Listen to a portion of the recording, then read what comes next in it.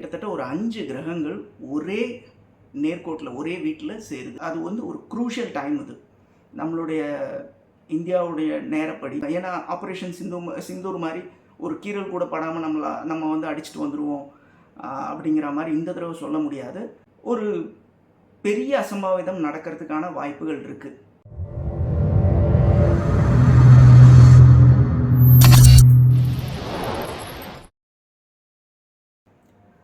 எல்லாருக்கும் வணக்கம்.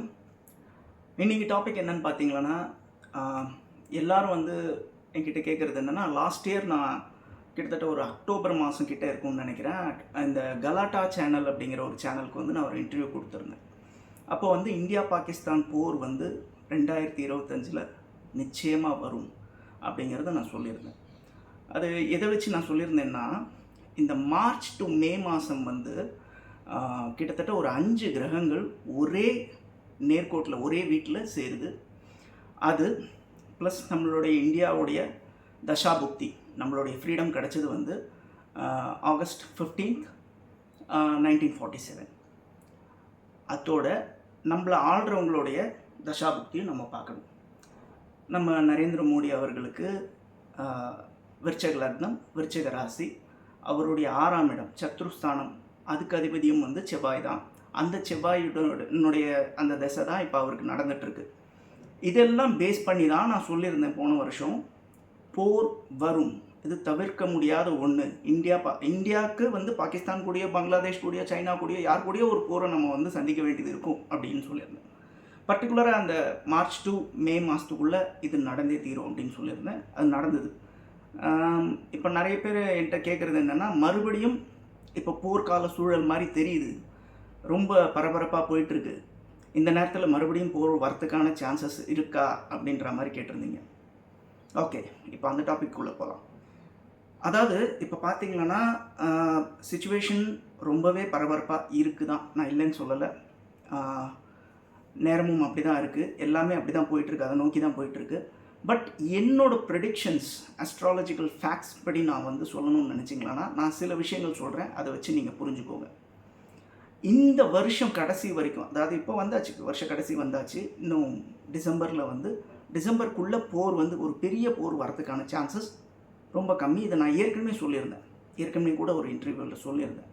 இப்போ மறுபடியும் அதே தான் சொல்கிறேன். இந்த வருஷம் இந்த போர் வரதுக்கான சான்சஸ் ரொம்ப கம்மி.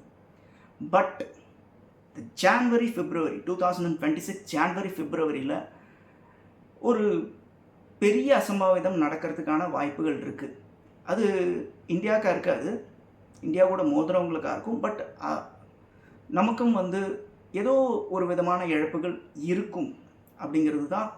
ஏன்னா ஆப்ரேஷன் சிந்தூர் மாதிரி ஒரு கீறல் கூட படாமல் நம்ம அடிச்சுட்டு வந்துடுவோம் அப்படிங்கிற மாதிரி இந்த தடவை சொல்ல முடியாது. அவங்க ஒரு அடி அடித்தா நம்ம 10 அடி அடிப்போம், அது வேறு விஷயம். பட் இந்த தடவை இந்த ஜான்வரி பிப்ரவரி மாதத்தில் அது ஒரு குரூஷியல் டைம் இது நம்மளுடைய இந்தியாவுடைய நேரப்படி. எல்லாத்தையும் கணக்கு பண்ணி பார்க்கும்போது, ஒரு நேர்கோட்டில் வச்சு பார்க்கும்போது இந்த டைம் ரொம்ப குரூஷியலான டைம். அந்த டைமில் போர் வரதுக்கான சான்சஸ் இருக்குது. ஆனால் ஏற்கனவே சொல்லியிருந்த மாதிரி இந்த வருஷம், இந்த மாதமோ இல்லை அடுத்த மாதமோ வரத்துக்கான வாய்ப்புகள் ரொம்ப கம்மி. இந்த ஜான்வரி பிப்ரவரியில் வரத்துக்கான சான்சஸ் நிறையா இருக்குது. அப்படி வந்தால் அதனுடைய விளைவுகள் நிச்சயமாக அடுத்த ஒரு வருஷத்துக்கு அந்த இம்பேக்ட் இருக்கும். அதை பற்றி நான் அடுத்த வீடியோவில் பேசுகிறேன். பட் இது சான்சஸ் நிச்சயமாக இருக்குது. நான் சொன்ன மாதிரி இந்த வருஷம் வரத்துக்கான வாய்ப்புகள் ரொம்ப ரொம்ப குறைவு. வரத்துக்கான வாய்ப்புகள் இல்லைன்னு தான் நான் சொல்லுவேன். ரொம்ப அதை நோக்கி தான் நம்ம போயிட்டுருக்கோம், அதெல்லாம் நான் இல்லைன்னே சொல்லலை. நம்ம ஒரு நோட்டம் அனௌன்ஸ் பண்ணியிருக்கோம், அவங்க நோட்டம் அனௌன்ஸ் பண்ணியிருக்காங்க, நம்ம நோட்டம் அனௌன்ஸ் பண்ண இடத்துக்குள்ளேயே அவங்க வராங்க. ஸோ இந்த மாதிரி கிளாஷஸ்லாம் நடக்கிறதுக்கான சான்சஸ் இருக்கே தவிர, இது போகிற நோக்கி இந்த வருஷத்துக்குள்ளே போகுமான்னு கேட்டிங்கன்னா அதுக்கான வாய்ப்புகள் இல்லை. ஆனால் அடுத்த வருஷம் ஜான்வரி பிப்ரவரி இது நடக்கிறதுக்கான வாய்ப்புகள், சாத்தியக்கூறுகள் நிறையவே இருக்குது. நன்றி, வணக்கம்.